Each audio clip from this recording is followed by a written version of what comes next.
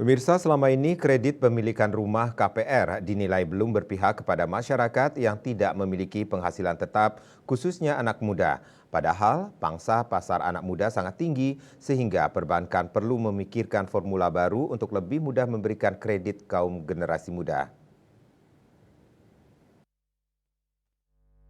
Kredit kepemilikan rumah KPR di Indonesia dibagi menjadi dua, yaitu komersil dan subsidi.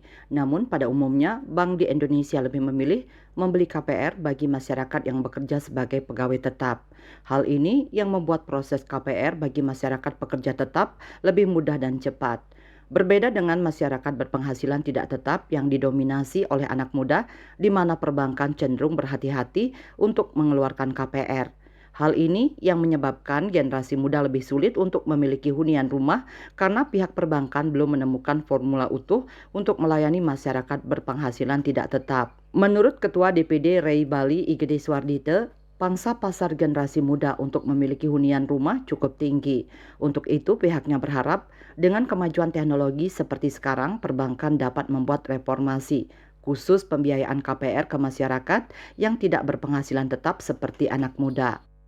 Padahal pangsa pasar milenial untuk ketertarikan memiliki rumah itu kan sangat tinggi, baik yang rumah komersil maupun yang rumah subsidi.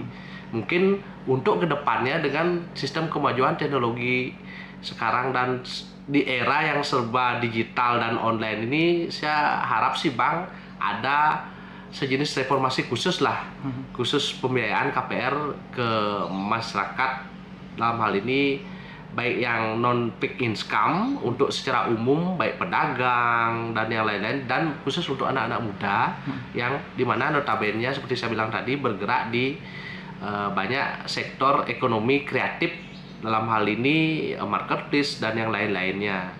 Mungkin seperti itu, dengan kalau itu bisa ditampung itu pasarnya sangat tinggi.